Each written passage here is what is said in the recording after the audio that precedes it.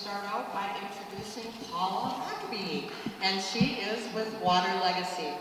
Thank you. Good afternoon. I'm the lawyer and the Advocacy Director for WaterLegacy, and WaterLegacy is a grassroots nonprofit organization formed to protect water resources in Minnesota and the communities of plants, animals, and human beings who rely on those water resources. In a few years, we've grown from a handful of activists to over 3,400 members. WaterLegacy works in alliance with other environmental groups like the great people you've got at this table, and also in partnership with Anishinaabe tribes. In Minnesota, we are very fortunate because not only are the tribal governments standing very strongly for protecting our water from the threat of sulfide mining pollution, but our tribal governments have departments of natural resources and have some of the best scientists in the state. So when I'm saying that WaterLegacy is their partner, I think what I really mean is we love standing on their shoulders and benefiting from their years of expertise. Earlier this year, WaterLegacy received an Environmental Stewardship Award from the Lake Superior Binational Forum, and U.S. and Canadian judges recognized WaterLegacy for our ability to maintain successful partnerships and particularly to retain partnerships with tribes. Now I'm going to talk to you today a little bit about copper, nickel, and gold mining in sulfur-bearing rock, which we call sulfide mining, and the threats posed by this new and toxic form of mining.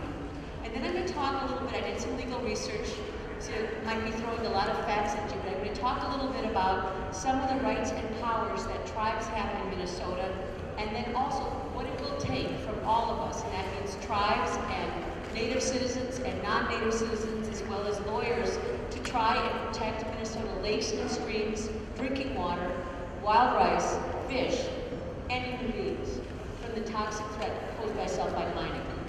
To begin our discussion, and I got this idea from a kid who spoke at the Environmental Congress last week.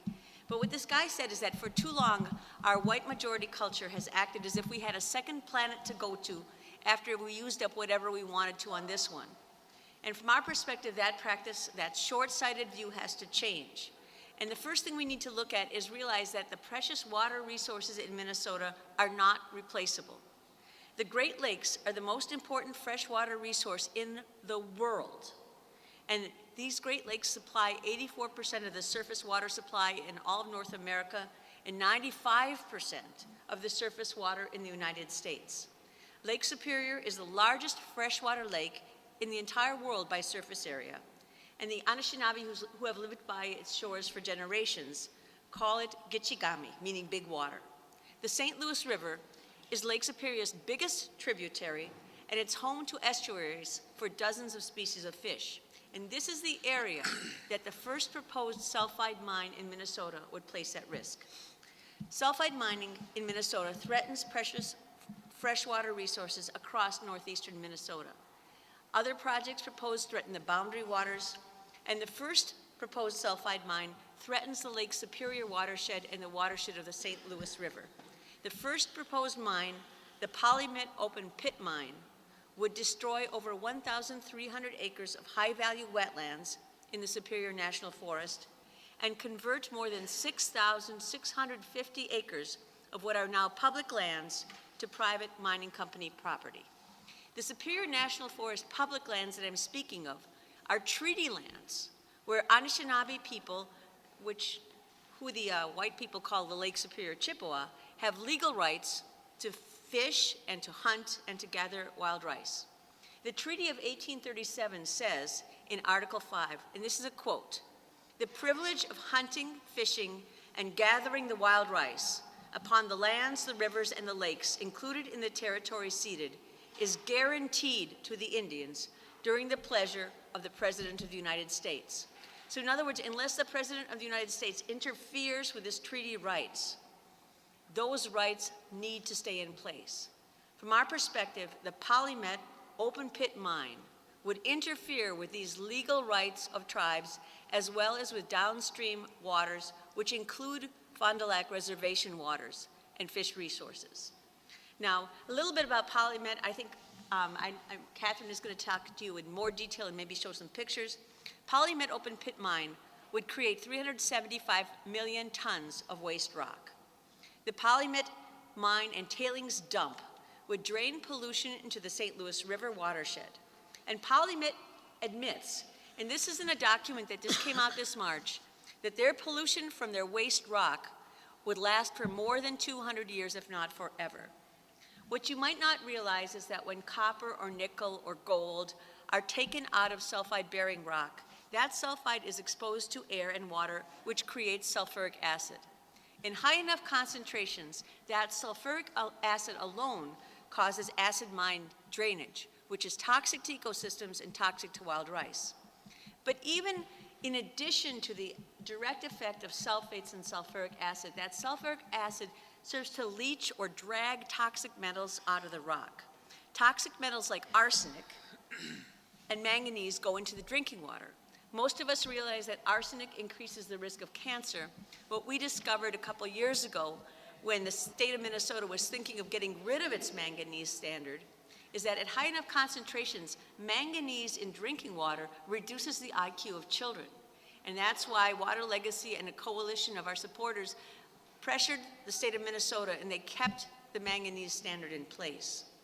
In addition, the Polymet open pit mine and tailings dump would leach metals that destroy the aquatic ecosystem for fish, such as nickel and copper and cobalt, and also sulfates from the Polymet open pit mine and tailings dump would increase mercury concentrations of fish downstream. And that includes in the reservation of the Fond du Lac people and the places where the Grand Portage people fish for sustenance and part of culture, as well as just anglers. And that level of mercury can be toxic to babies. Last year, the Minnesota Department of Public Health, the Department of Health, published a study that showed that 1 out of 10 babies in Minnesota born in the Lake Superior region, at the time of their birth, in the umbilical cord blood, had levels of mercury that were above safe levels. And that mercury toxicity in Minnesota children up by Lake Superior is higher than the level in Wisconsin, it's higher than the level of Michigan. We have a problem right here that needs to be solved. Now, if you ever read the paper, Polymet is claiming in their press releases that their mine will be safe. But I've read the documents, and their claim that they're going to comply with water quality standards is based on false premises. First, they're assuming that their tailings dump won't leak. It's built on top of 3 streams. It will leak. Second, they're assuming that even if they blast it away at mine pits, there will be no fractures that carry the pollution away into groundwater and into streams. That's just plain not true. So what we're talking about is common in the mining industry. Polymet is making a false promise. We should not be deceived. Because across the country, the track record of sulfide mining is broken promises and polluted water. A study of sulfide mines across the United States done just a few years ago showed that 100% of sulfide mines in water-rich environments, in other words, not arid desert land, 100% of those mines violated water quality standards. And across the country, as we've seen in Minnesota, the companies go bankrupt and they leave their pollution behind. And that is why sulfide mining is the largest contributor to what taxpayers have to pay in Superfund liability. And that's more than $2.6 billion with a B so far. And that's actually just the tip of the iceberg, because the United States Environmental Protection Agency has estimated that from sulfide mines today, not counting the ones they're trying to put in Minnesota, the liability to clean up pollution is someplace between 20 billion and 54 billion. For tribes in Minnesota, this is an assault not only upon water quality, but on sacred monoman grain, which is affected by downstream, by the flow of sulfate downstream. It's a threat to hunting. The area that is proposed to be given away to the mining companies has moose and other important cultural animals to hunt, and also is a threat to contamination of fish, so that people will no longer be able to eat the fish, and the kind of contamination that is occurring now will not be cured as it is supposed to be cured under the Clean Water Act. So for WaterLegacy and other allies of tribal people, protecting tribal rights and resources is part of our mission to protect Minnesota waters. We are interdependent, and we believe we are all responsible to protect our waters. We, as members of the white community, the majority community, are responsible to use whatever privileges we have, whatever tools we have, to assist the tribes who are really on the front line of this issue, whose ceded territories are at risk, and whose reservation resources are at risk. If I want to move away from a source of pollution, I can. But the tribes were only given very tiny pieces of land as reservations, and if those reservations are contaminated, that's it. They don't have another way to go. So what does this issue look like from a lawyer's point of view? I'm going to talk with you about some of the tools that tribes have. And what's great about this is I've had on my desk a pile of research I've been wanting to read for over a year, and because of today, I actually made my way through it. So I can explain to you what the law is supposed to do and some of the flaws in the way it actually works in practice. And then I want to share with you a few of our successes, because I believe it is possible to stop the juggernaut that is the sulfide mining industry. The power and the money are not invincible, but we have to work together, and we have to work strategically, and we have to embrace all of our shared areas of expertise. First, let's talk a little bit about tribal rights. First, as many of you know, and I know one of the speakers mentioned it this morning, treaties are the supreme law of the land under the U.S. Constitution. What does that mean? In the courts, the history of enforcing treaties is not very good, partly because treaties are not as specific as the kind of laws that white people put into statutes and regulations. The Treaty of 1837 that I read before protects the right of tribes to hunt and fish and gather, but does not say how much game can be depleted or fish contaminated before a court would say, treaty is breached, can't do it anymore. However, what we have in Minnesota is somewhat unique because both the Fond du Lac and the Mille Lacs bands actually have litigated the issue of whether this treaty is valid. And this was in connection with the DNR trying to control fishing rights. And the Mille Lacs band took this case all the way up to the Supreme Court of the United States. And the state was saying, don't worry about the treaties. They've been abrogated. Basically, we got rid of them when Minnesota became a state. Don't worry about it. And what happened is these arguments were rejected by the highest court of the land. And the Supreme Court said, not only is the 1837 and 1854 treaty valid, but it is an obligation in the courts to interpret Indian treaties to give effect to the terms that as the Indians themselves would have understood them. So there is a potential of bringing these treaty rights forward. The specific rights with respect to mining have never been litigated, so this would be a new ballgame. Some of you have probably heard of the Indian Trust Doctrine. What this is supposed to mean throughout our history, the tumultuous history of federal governments and tribal governments, is that the federal government is supposed to have a fiduciary duty to protect the rights of tribal peoples. However, from my perspective, although the United States has a clear duty to protect the rights of tribes, this is a duty without a clear set of standards. So for the most part, even in cases that have mentioned the Indian Tribal Trust Doctrine, if there have been favorable rulings, they've been on more narrow statutory basis. So I think we have to rely on the specific terms of statutes, not just on the Indian Trust Doctrine. Consultation is another area where I believe the promise reflected in law has been poorly fulfilled. The major laws that are at issue for sulfide mining, the Federal Land Policy and Management Act, the National Forest Management Act, the National Environmental Policy Act, they all have obligations that require the government of the United States to consult with the governments of sovereign Indian tribes. In the case of the Polymet sulfide mine, the tribes are all quote-unquote cooperating agencies, supposedly standing at the same level as any other governmental agency. However, in the white culture, too often consultation is seen only as a procedure, not as a substantive requirement that when governments get together, they reach consensus or reach agreement. So let me explain how this works. When my daughter was 2 years old, we took her to a doctor because she wasn't behaving real well. So we thought she might have some problems with her ears, and the doctor went through a battery of tests. And we came out, and he looked at us in the eye, and he said, our daughter was not hard of hearing. She was hard of listening. So from our perspective, consultation with federal agencies often works the same way. They may be able to hear, but that doesn't mean they're going to listen.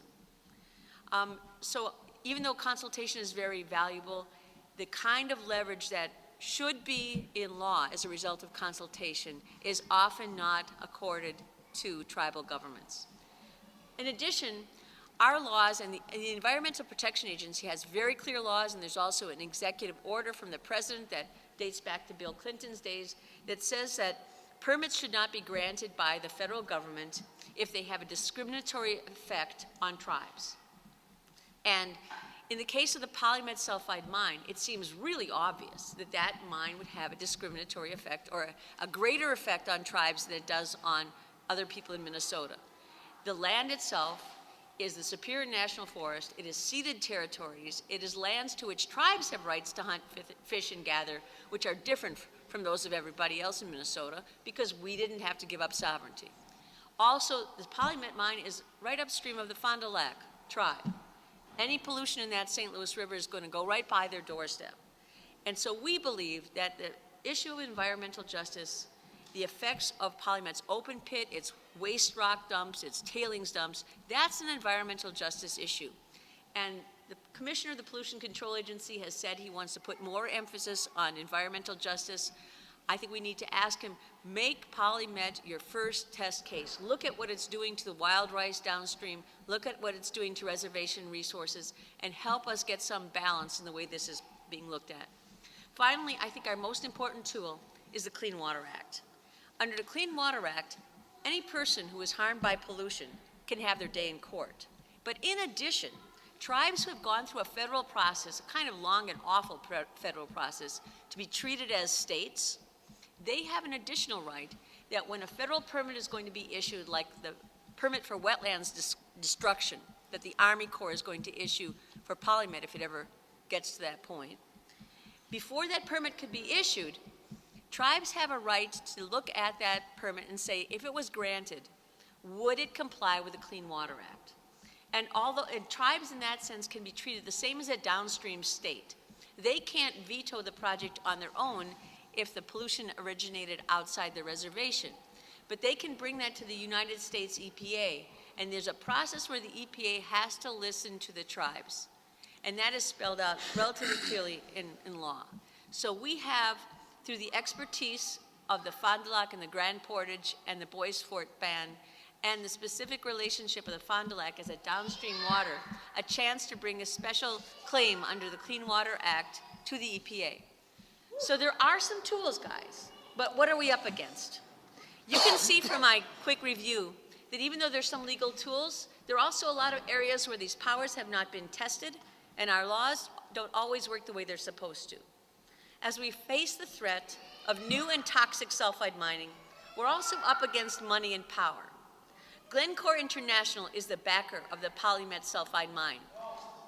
What we're talking about today is how to make sure they don't do what they were planning, because Glencore is a multinational corporation that around the world has left a legacy of pollution as well as human rights violations for its own workers. And that is a $60 billion multinational conglomerate. And many politicians are quick to line up and say we need sulfide mining. But it is not inevitable. We have had some important successes.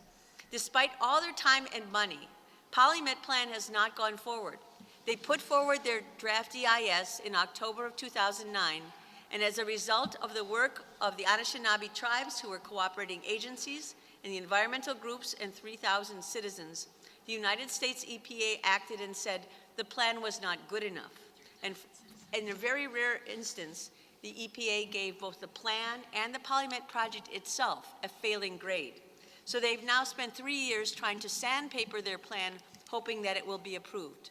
There will be a new report from Polymet, a new supplemental draft EIS coming out this year. And it is important that everyone sign up. WaterLegacy is in the back. We have a petition about sulfide mining. Sign up and we will let you know when that new plan comes out so that we have a chance to comment and push back. Another important victory has been the sulfate standard for wild rice.